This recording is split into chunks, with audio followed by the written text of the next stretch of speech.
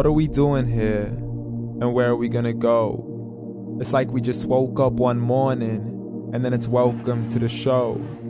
Don't ask any questions, just go with the flow. Make as much money as you can and try your best not to get broke. Copy everything you see on the TV, from the hairstyles to the clothes, and don't think too often, just do exactly as you're told. And if you ever get confused, then just turn towards the alcohol. You'll still hear your thoughts, then just turn up the radio as you learn to live a lifestyle of drugs, sex, and rock and roll. But in all honesty, I just need to know, is there more to the cycle than growing and getting old? Living and dying just to leave behind a happy home and a whole lot of property that somebody else is going to own.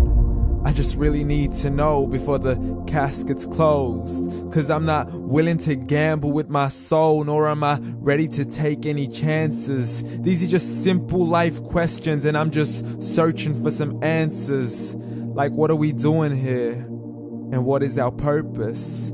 How did we get here, and who made us so perfect? And what happens once we go, or is this world all really worth it?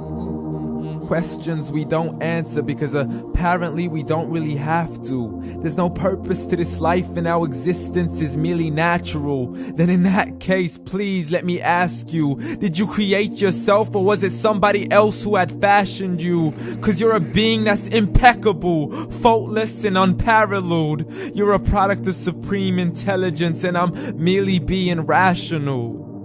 For there isn't a camera on this earth that can come close to the human eye, nor a computer that can compete alongside the human mind. And if the whole world was to come together, we wouldn't be able to create a single fly.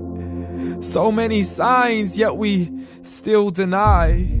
As science tries to justify that all this could come from none, when it's a simple sum. 0 plus 0 plus 0 cannot possibly ever give you 1.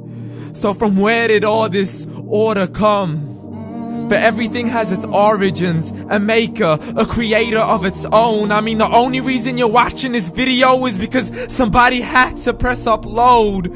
So we can believe in the Big Bang, but I'd rather believe in He who caused it to explode. Allah, the creator of everything along with every single soul.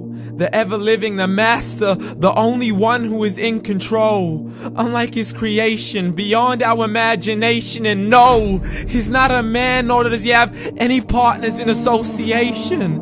He's on his own. And no, he did not ever leave us alone. Just like every manufacturer, he left us with an instruction manual. The Quran and Islam, and I'm sorry to jump to conclusions, but it's the only one possible. The only definition of God is the one and only supreme being. It's logical. A book with 0 contradictions, with miracles that are both scientific and historical. All revealed over 1400 years ago. Like the detailed description of the human embryo. The descriptions of the human embryo in the Quran cannot be based on scientific knowledge in the 7th century. To the mountains as pegs holding firm the earth below, and the 2 seas that don't mix in a complete separate flow. To the planets in orbit, alternating night and day as they stay in flow. The expansion of the universe and the creation of everything from H2O.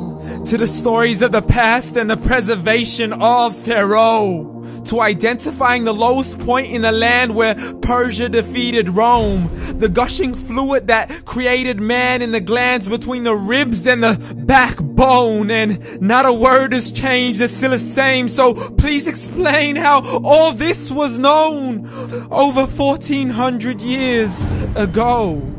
To a man who couldn't read or write, as he would recite whatever the angels spoke.